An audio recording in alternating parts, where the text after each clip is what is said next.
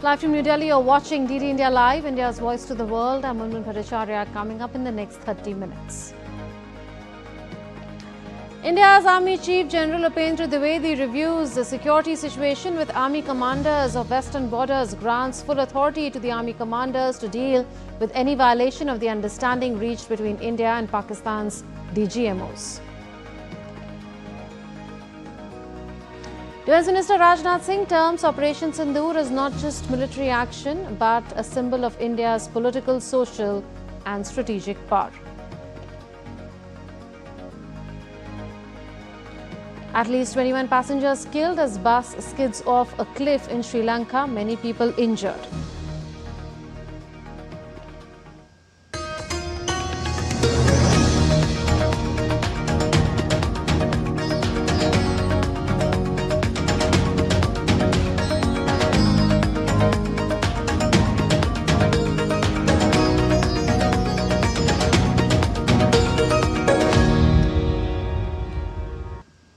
Taking to social media site X, Indian Army wrote, and I quote, consequent to the ceasefire and airspace violations on night of 10th and 11th May 2025, Chief of Army Staff General Upendra Dwivedi reviewed the security situation with the Army commanders of the western borders. General Dwivedi granted full authority to the Army commanders for counteraction in the kinetic domain to any violation of the understanding reached vis-a-vis the DGMO talks of the 10th of May 2025. Earlier in the day, Prime Minister Narendra Modi chaired a high-level meeting at his residence in New Delhi. External Affairs Minister Dr. S. Jaishankar, Defence Minister Rajnath Singh, National Security Advisor Ajit Doval, CDS General Anil Chauhan and chiefs of 3 services were in attendance. Earlier on Saturday evening, India and Pakistan agreed on an understanding on the stoppage of all firing and military action. Foreign Secretary Vikram Misri said the Director General of Military Operations of Pakistan called the Indian counterpart at 15:35 hours IST on Saturday. It was agreed between them that both sides would stop all firing and military action on land and in the air and sea with effect from 1700 hours Indian Standard Time on Saturday. Instructions were given on both sides to give an effect to this understanding. The Director Generals of Military Operations will talk again on the 12th of May at 1200 hours. India's Defence Minister Rajnath Singh inaugurated the BrahMos Aerospace Integration and Testing Facility on Sunday. The event was held in Uttar Pradesh's Lucknow city and was also attended by the State Chief Minister Yogi Adityanath. Addressing the event via video conference, the Defence Minister said that Indian forces launched Operation Sindoor and it was aimed at dismantling terrorist infrastructure in Pakistan and it never targeted Pakistani civilians. भारतीय सेनाओं ने operation सिंदूर को पाकिस्तान में मौजूद आतंकी ढांचा ढहाने के उद्देश्य से लॉन्च किया था। हमने उनके आम नागरिकों को कभी निशाना नहीं बनाया था, मगर पाकिस्तान ने न केवल भारत के नागरिक इलाकों को निशाना बनाया, बल्कि मंदिर, गुरुद्वारा, गिरजाघर पर भी हमले करने का प्रयास किया। भारतीय सेना ने शौर्य और पराक्रम के साथ साथ संयम का भी परिचय देते हुए पाकिस्तान के अन्य ठिकानों पर भी प्रहार करके करारा जवाब दिया है। हमने केवल सीमा से सटे सैन्य ठिकानों पर ही नहीं कार्रवाई की, बल्कि भारत की सेनाओं की धमक उस रावलपिंडी तक सुनी गई जहां पाकिस्तानी फौज का हेडक्वार्टर मौजूद है। Meanwhile, the situation along the border areas of India remained normal today, a day after agreement of understanding was reached between India and Pakistan. In Jammu and Kashmir, no drones, firing or shelling activity were reported during the intervening night of May 10 and 11. Calm prevailed on the borders of the Union territory, especially along the line of control in Poonch and Rajouri. As normalcy returns to Jammu, Shri Mata Vaishno Devi Shrine Board has pitched in to help the devotees. The board has arranged free accommodation facilities for devotees in Katra. The Shrine Board administration is providing free lodging for pilgrims at Ashirwad Bhavan in Katra with a capacity of 550 beds. The overall security situation across India's western border states remained stable through the night of May 10 and 11, with no reported incidents of fire, enemy contact or hostile movement.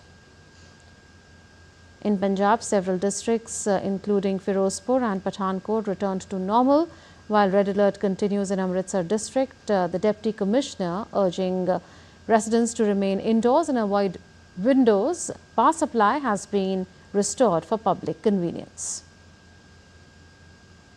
In Rajasthan, no hostile movements or airspace violations were detected overnight. The state security establishment remains on alert. Gujarat also reported a normal situation across the run of Kutch, coastal areas and airspace. State headquarters and district administrations conducted a review meeting to assess and reinforce preparedness. Gurmeet Singh now joins us live from Amritsar. Gurmeet, what is the ground situation there? See, Munmun, the very first input that we are getting at this point in time is from Malerkotla, where 2 people have been apprehended by the local police for alleged involvement in espionage activities. As per the input, they were in touch with the Pakistani officials posted at a High Commission in Delhi, and out of them, 1 accused was arrested for leaking sensitive information of army movement to a Pakistani-based handler. Now, as per the preliminary investigation, accused has been getting online payments in lieu of the sensitive information that he was sharing with a Pakistani handler. Now, this accused has been arrested, and then after that, another accused has been arrested after the interrogation of the first accused. So, this is the latest input that we are getting from Malerkotla. In addition to this, if we talk about the whole Punjab in the whole border belt specifically, from Amritsar to Pathankot, Taran, Firozpur, Fazilka and other districts, the peace and calm is prevailing today, and people have resumed their all activities as they earlier used to do. So today, right now, at this point in time, I am reporting from village Dauke, which is surrounded by from 3 sides by Pakistan, and from one side it is connected through a narrow road with the rest of India. So if I talk about this village and specifically this place, this is exactly about 200 meters away from the international border,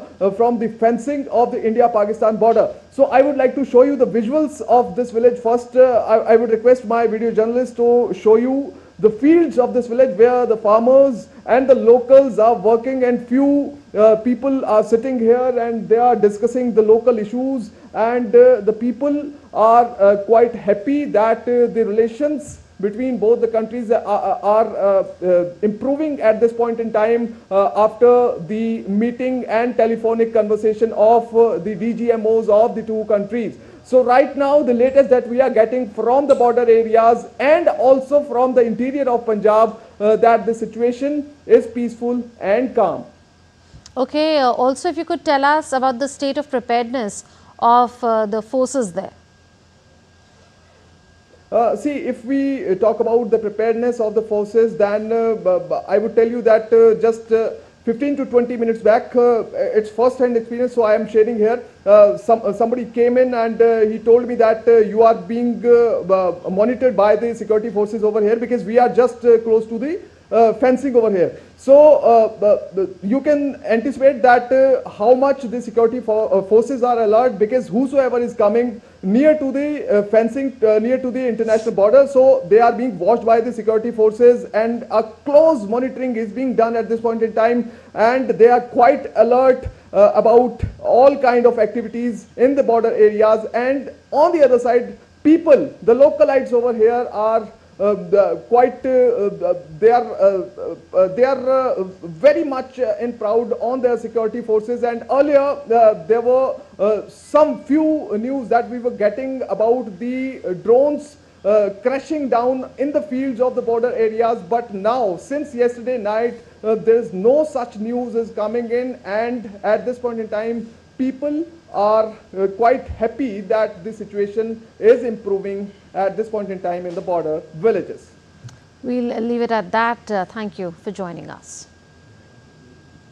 Markets in the border districts of Punjab have reopened and people stepped out of their homes trying to resume normal life. A correspondent Amritpal Singh reports from Punjab's Shahid Bhagat Singh Nagar.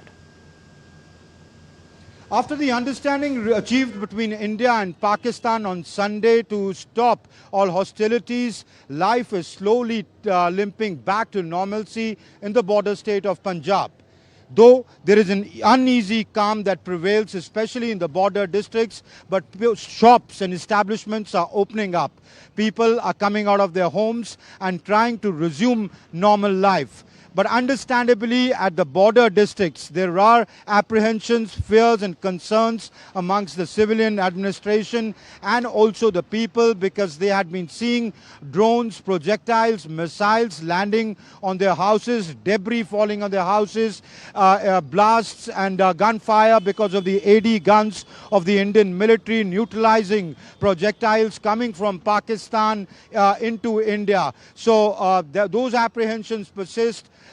Border districts like Amritsar, Pathankot, Firozpur continue to remain on red alert. There were blackouts last night. Tonight will be critical. When you talk to people, they say they have apprehensions and fears about whether Pakistan would keep its word and promise about not violating the Indian airspace and again beginning hostilities in India. That's understandable because the memories are fresh, but life here, as you can see behind me, is slowly limping back to normalcy. With cameraman Shubham, this is Amritpal Singh for DD India at Shahid Bhagat Singh Nagar in Punjab. Still to come on this edition of DD India Live. Iran and the United States, in fact, hold a fourth round of talks in Muscat.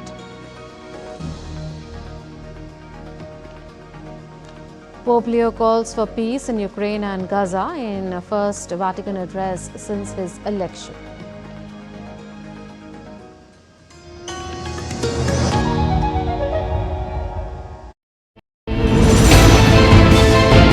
Geopolitics and trade deals. Economic challenges amid development. Hard work and the path to prosperity.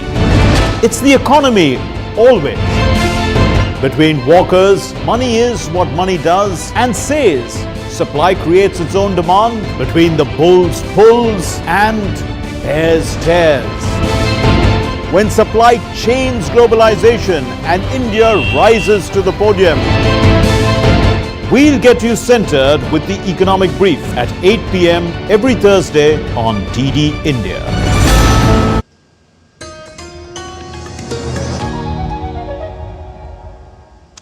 You're watching DD India Live. The fourth round of the Iran-US nuclear talks have started in Oman's Muscat, with Iranian Foreign Minister Abbas Araghchi hoping that the negotiations would reach a decisive point. This comes a day after Araghchi said that Iran's right to nuclear enrichment was non-negotiable.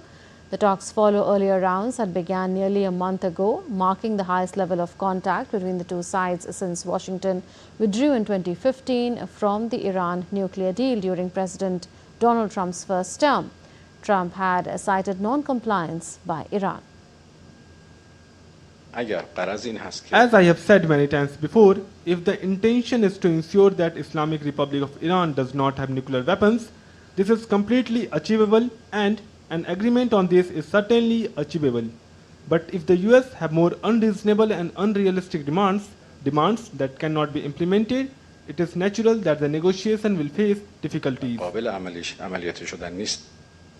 US President Donald Trump is heading to Saudi Arabia, Qatar and the UAE on Monday. His first major foreign trip of his second term focused on billion-dollar deals in defense, AI and energy. 8 years after his glowing orb moment in Riyadh, this historic return is rich in symbolism but fraught with unresolved crisis. From Gaza's conflict and Iran's nuclear ambitions to Yemen's unrest, Trump faces a region in turmoil. In Riyadh, Trump will meet the leaders of the 6 Gulf Cooperation Council states, Saudi Arabia, the UAE, Bahrain, Qatar, Kuwait and Oman. But one place that is not on the itinerary is Israel, the United States' closest ally in the region. US President Donald Trump hailed talks with China in Switzerland on Saturday, saying the two sides had negotiated a total reset in a friendly but constructive manner. Though he did not elaborate on the progress, earlier top US and Chinese officials wrapped up the first day of talks in Geneva aimed at diffusing a trade war that threatens to hammer the global economy and planned to resume negotiations on Sunday. Neither side made any statements afterwards about the substance of the discussions, nor signaled any specific progress towards reducing crushing tariffs as meetings at the residence of Switzerland's ambassador to the United Nations. On the US tariffs, Japanese Prime Minister Shigeru Ishiba said on Sunday that discussions have gradually come together. He added that Tokyo's relationship with US President Donald Trump is surprisingly good. Ishiba reiterated that he will aim for the elimination of all tariffs. Russian President Vladimir Putin is calling for direct peace talks with Ukraine, proposing a high-stakes summit in Istanbul on May 15th. The announcement marks the most serious signal of diplomacy since talks broke down more than 2 years ago. But with deep mistrust on both sides and a fresh push from European leaders for an immediate ceasefire, the question remains, will this be a genuine step towards peace? Here's a report. Russian President Vladimir Putin on Sunday proposed holding direct talks with Ukraine in Istanbul on May 15. The Kremlin's surprise offers signals what could be the most serious push for diplomacy since negotiations collapsed over 2 years ago. Let me remind you, it was not us who walked away from talks in 2022. It was Ukraine. Still, despite everything, we are ready to resume direct negotiations without any preconditions. Putin said the goal is not just a temporary ceasefire, but a lasting peace, one that, in his words, addresses the root causes of the conflict. He plans to speak with Turkish President Recep Tayyip Erdogan to finalize details for the Istanbul summit. US President Donald Trump weighed in, posting on social media, a potentially great day for Russia and Ukraine. Trump added he would continue to work with both sides to help bring the conflict to an end. This bold proposal comes just hours after European leaders, including UK Prime Minister Keir Starmer and French President Emmanuel Macron, visited Kiev, urging Moscow to accept an immediate 30-day unconditional ceasefire. But the Russian president pushed back, accusing Ukraine of ignoring 3 recent ceasefire proposals, a month-long halt to attacks on energy infrastructure, an Easter truce, and a symbolic pause during World War II commemorations. Ukraine, in turn, has consistently denied those claims. Moscow has similarly alleged violations by Kiev. With both sides trading blame and accusations, the stage is now set for a critical showdown, diplomacy versus distrust. May 15th could mark a critical moment for Eastern Europe, a chance for peace or yet another missed opportunity. Bureau Report, DD India. In Albania, Prime Minister Edi Rama and leader of opposition Democratic Party Sali Berisha cast their votes in the parliamentary election on Sunday. Rama, leading the Socialist Party since 2013, is aiming for a historic win for the 4th term against Berisha. Rama's campaign was dominated by his promise to join the European Union by the end of the decade, with polls showing Rama with a commanding lead over Berisha, who has been weakened by graft charges. I feel very good. I believe that today the Albanian people will decide to push very strongly forward and to give us all the strength we need to make Albania the next European member state. Vote, vote, vote. That's my call. And I believe it's going to be a new summer day for Albanians. Polling stations opened at 7 a.m. and will close at 7 p.m. local time, and results are expected on Monday. Ecuador's President Daniel Noboa declared 3 days of national mourning after 11 soldiers were killed in an ambush by suspected FARC guerrillas near the Colombian border. Around 80 soldiers were carrying out an operation to combat illegal mining in the Ecuadorian Amazon when they were attacked by the guerrillas, leaving 11 soldiers and a militant dead and 1 soldier wounded.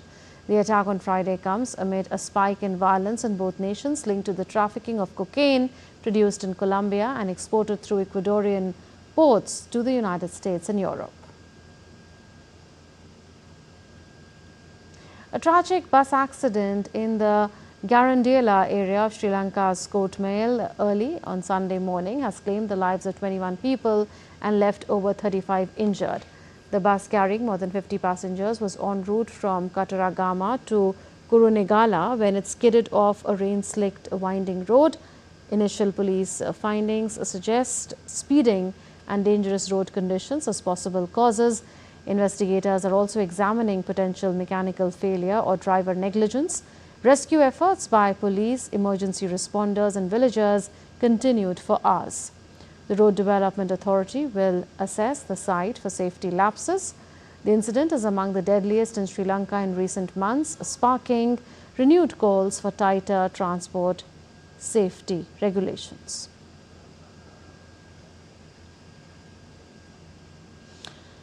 New Zealand's Prime Minister Christopher Luxon has proposed a ban on social media for children under 16. The draft legislation would require social media companies to verify users' ages and impose fines for non-compliance. Our correspondent Soumya Sharma gets us the details as she speaks exclusively with Catherine Ved, the party leader who introduced the bill. In a bold move to tackle social media's growing influence on the youth, the ruling National Party in New Zealand is calling for a digital curfew. Their latest bill aims to keep the under-16s off social media. Introduced by MP Catherine Ved and backed by Prime Minister Christopher Luxon, the bill would unplug Kiwi teens from social media by putting the onus on tech platforms, requiring them to enforce age verification and impose penalties for non-compliance. This bill is about protecting children from online harm, including bullying, addiction and exposure to inappropriate content by restricting social media access for under 16-year-olds. This, of course, has sparked debates around digital rights, parental control and government regulation. Have you heard about the recent proposed bill that would restrict social media access to teenagers and individuals under 16? Have you guys heard of it? Yeah. And what do you think about it? I think it's interesting that they're imposing this, but I think it'll be good for the mental health of teenagers as it can lead to a lot of bullying and misleading in a lot of stuff. What do you have to say about the whole story? Well, I don't think, I think it's up to parents whether or not they let their child use the internet, and social media in particular can be dangerous for people under 16, but it also can be super informative as well and can learn a lot on these things.